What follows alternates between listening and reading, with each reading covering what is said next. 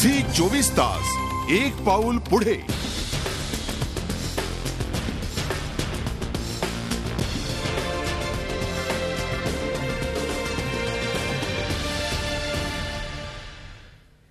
ब्रेकनंतर स्वागत। आपल्यासोबत संत सर आहेत। संत सर, टेनिसमध्ये ग्लॅमर आणि पैसा दोन्ही आहे, मात्र 60च्या दशकात तो काळ आपण थोडासा आठवूया। हा टेनिसचा पहिला मिलेनियर टेनिसपटू होण्याचा मान पटकावला तो रॉड लेव्हर यांनीच। आपल्याकडील अफाट गुणवत्तेमुळे त्यांनी टेनिस कोर्टवर ज्याप्रमाणे अधिराज्य गाजवलं होतं त्याचप्रमाणे टेनिस कोर्ट बाहेरही रॉड लेव्हर यांचा जलवा होता। ब्रँड लेव्हर याबद्दल तुम्हाला काय वाटतं? नाही, खरं टेनिस मधला पहिला ब्रँड लेव्हर, जसं आपण म्हणतो की क्रिकेटमध्ये जाहिरात पहिल्यांदा कोणी आणली तर क्रिकेटपटू पहिला असा जाहिरात करणारा म्हणजे फरुख इंजिनियर।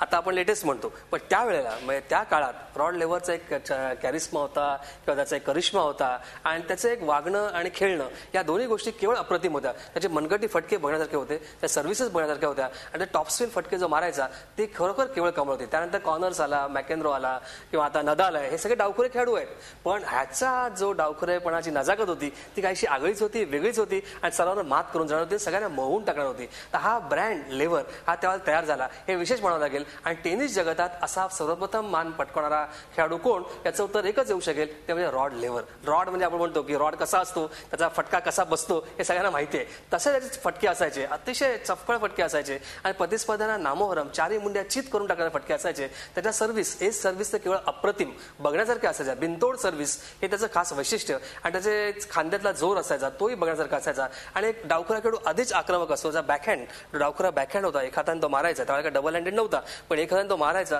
तो केवळ बघत राहावा आणि शिकत राहावं त्याच्याकडनं खूप काही, असाच हा रॉड लेव्हर होता। नक्कीच प्रत्येक गोष्ट ही शिकण्यासारखी होती आणि या शिकण्यासारख्या गोष्टीबद्दलच आज आपण बोलतोय। सर, एक प्रश्न असा निर्माण होतो की रॉड लेव्हर यांच्या भात्यात ज्या पद्धतीने तुम्ही आता म्हणत होता त्याच पद्धतीनं सगळे शॉट्स होते, त्यांना खेळताना पाहणं म्हणजे टेनिस प्रेमींना एक जबरदस्त आनंद मिळायचा। मात्र 63 ते 67 या काळात लेव्हर यांना खेळण्यासाठी मात्र अपात्र ठेवण्यात आलं होतं। जर त्यावेळी लेव्हर यांना संधी मिळाली असती तर कदाचित त्यांच्या नावावर 9 विम्बल्डन ग्रँड स्लॅम अजिंक्यपद असती। या बॅड पॅच बद्दल काय सांगाल? नाही, खरं बॅड पॅच तो कसं होतं म्हणजे प्रो आणि अमेच्युअर, म्हणजे काय होतं की काही होतं व्यावसायिक खेळाडू आणि काही होते ते हौशी खेळाडू।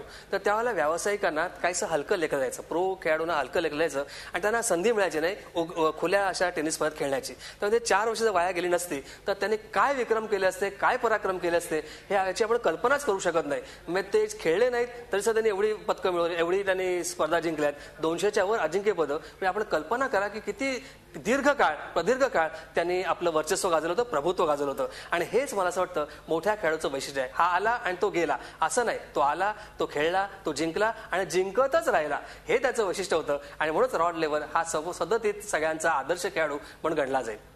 नक्कीच सर, आपण पाहतोय की आजकाल एखादी 2-3 अजिंक्यपद मिळाली तरी नेमकं त्यांच्या यशाची धुंदी डोक्यात जाते, पण 200 सारखी अजिंक्यपद मिळालेल्या माणसाचे पाय शेवटपर्यंत जमिनीवर होते, हेच त्यांच्या गमक होते यशस्वीपणाचे। धन्यवाद संत सर, आमच्याशी बोलल्याबद्दल। आपल्यासोबत चंद्रशेखर संत होते, त्यांनी एकूणच आपल्याशी चर्चा केली। वेळ झाली एका छोट्याशा ब्रेकची, पाहत राहा स्पोर्ट्स बार।